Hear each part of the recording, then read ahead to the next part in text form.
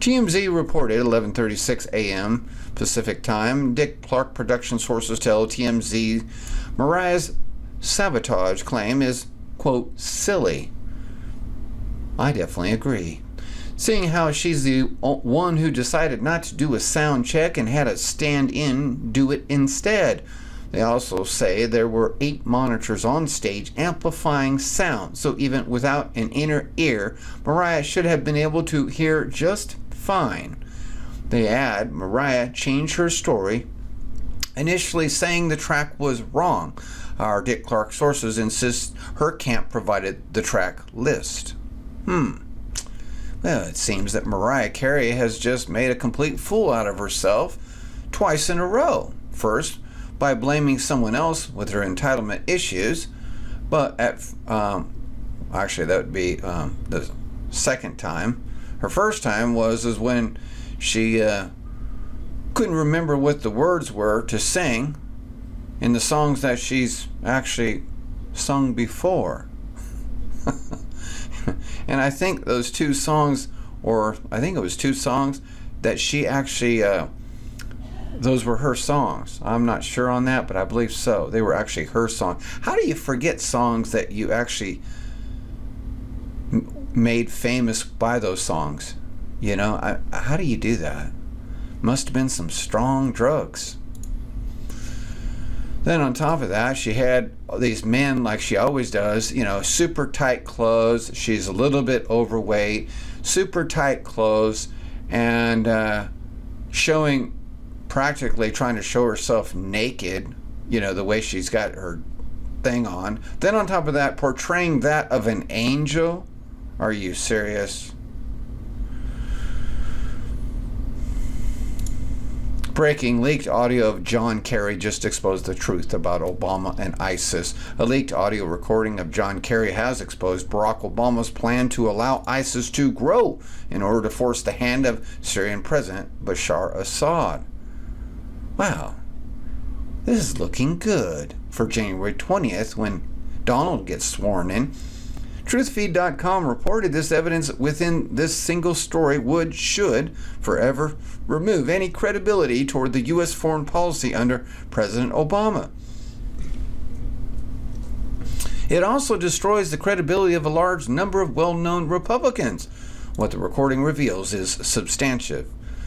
First, only regime change, the removal of Bashar Assad in Syria, was the goal for President Obama. Oh yeah, we've known that. This is admitted and outlined by Secretary John Kerry.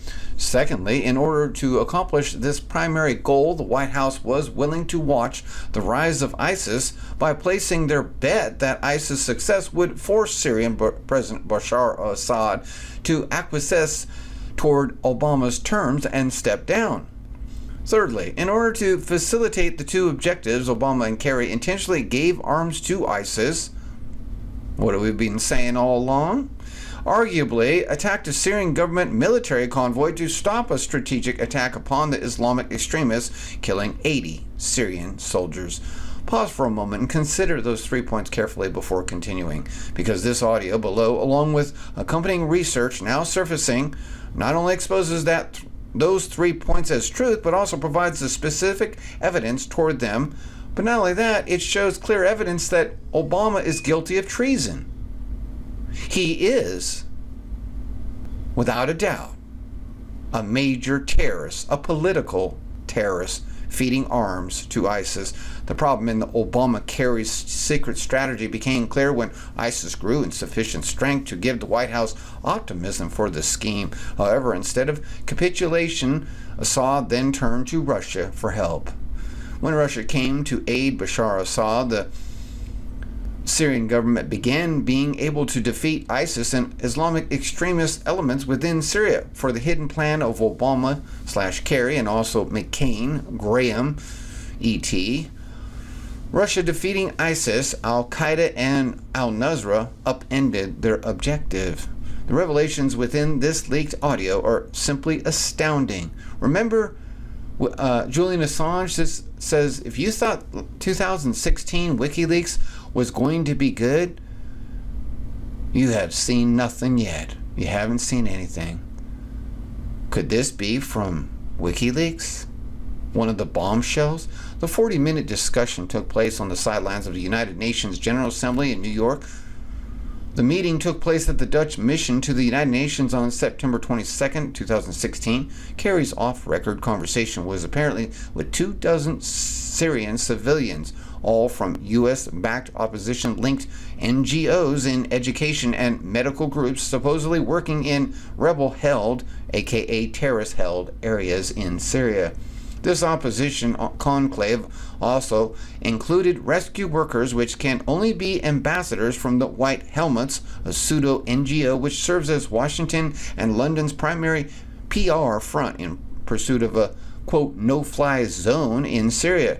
And it's being bankrolled by the US, UK, EU, and other coalition states to the tune of well over $100 million so far. Listen to the audio. Key Kerry moments at 0200 and again approximately at 1830 forward. The discussion from 1830 through 29 are exceptionally revealing and should be listened to by anyone who has wondered what was going on in Syria. Kerry even makes mention of the responsibility to protect, or R2P principle. Wow. 36 minutes long. I don't know how to act as a diplomat. I fail horribly in that. All right, let's zoom to 2 minutes. Know how to wear like I want, but political solution started. We lost Daria on the. Some aspects are on. We will come back to reality and say, "Well, okay, then who's gonna enforce it?" That's right. Look, I get it. A lot of us wish there was an enforcement mechanism right now. A lot of us have been fighting for one,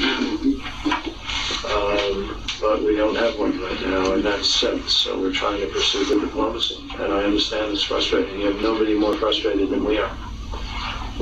Michael's frustrated, I'm frustrated, Don's frustrated. It's it's hard. The problem is that you get quote enforcers in there. And then everybody ups the ante, right? Russia puts in more, Iran puts in more, Hezbollah is there more, and Nusra is more, and Saudi Arabia and Turkey put all their surrogate money in, and you all are destroyed. I mean, this is a problem, is figuring out how do you get people to a place of being rational. And that's what we're trying to do. We can always throw a lot of weapons in, but I don't think they're going to be good for you. And, people who are determined just to fight can destroy things completely, right?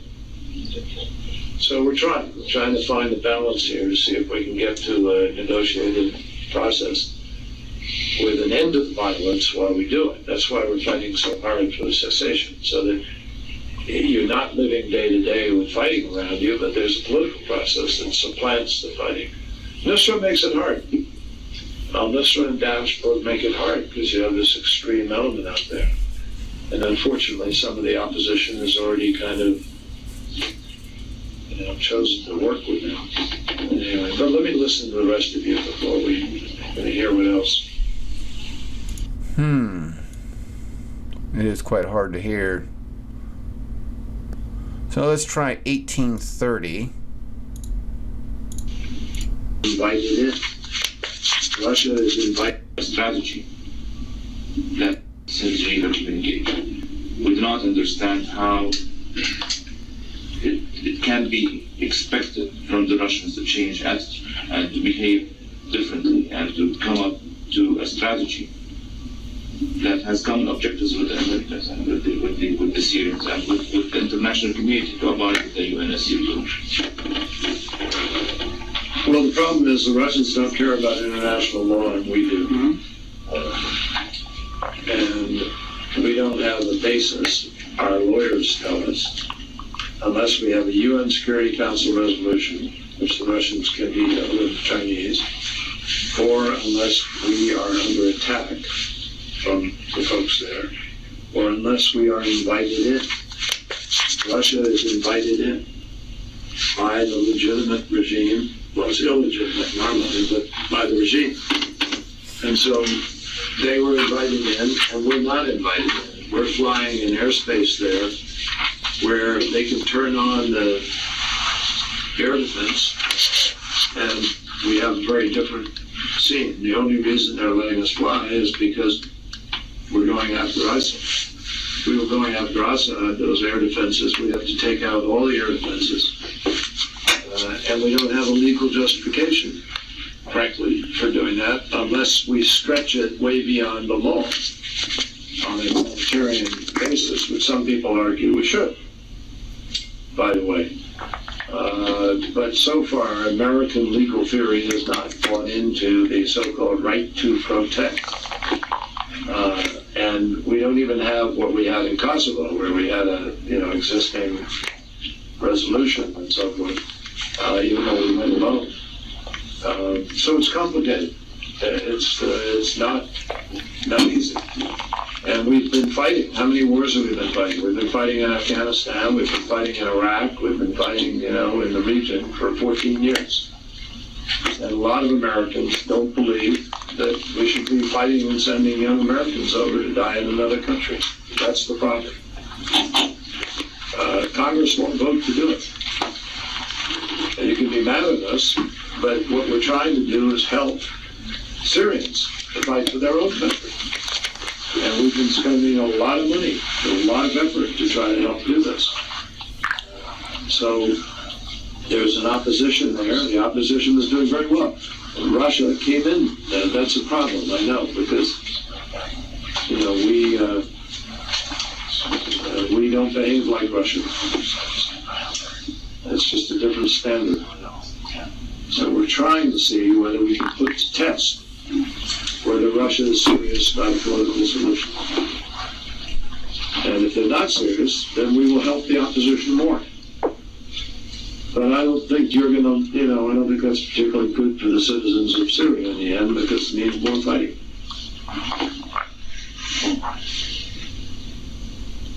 Finally, I would like to add something about the practical point that now the world always focuses on the extremist Sunni groups fighting in Syria.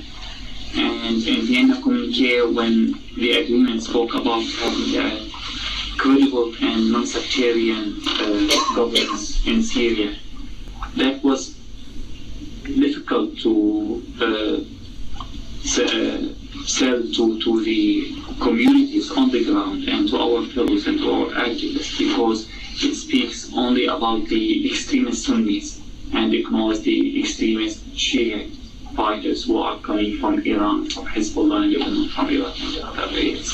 Well, they're a terrorist organization. We've designated them a terrorist organization. Yeah, but according to the Russian-American agreement, the airstrikes in Syria would be only against the extremist Sunnis. Yeah, because the reason for that is that they have both basically declared war on us and are plotting against us. And Hezbollah is not plotting against us. Hezbollah is exclusively focused on Israel, whom they're not attacking now, and on Syria, where they are attacking in support of Assad. So it's No, I entirely understand. Hezbollah is not against us, but Russia is and plotting against us. You can see what John Kerry's trying to paint. And then he says Hezbollah is only interested in Israel and not against us. So you see who he's for. Hezbollah. Terrorists. Your position as representing the American interest, because these Shia groups, they do not attack the United States, of course. But how to make the majority of the Syrian people accept this approach? I'm sorry, what? How to make the Syrian people... It didn't play right. Yeah, let's go to the source here. Okay, Yeah, I'm a bit. I don't know how else that's going. therefore I don't know. Yeah, the Iranian groups are not fighting the United States now, so they are not targeted by the attacks against terrorism in Syria. They kill Syrians. They are targeted.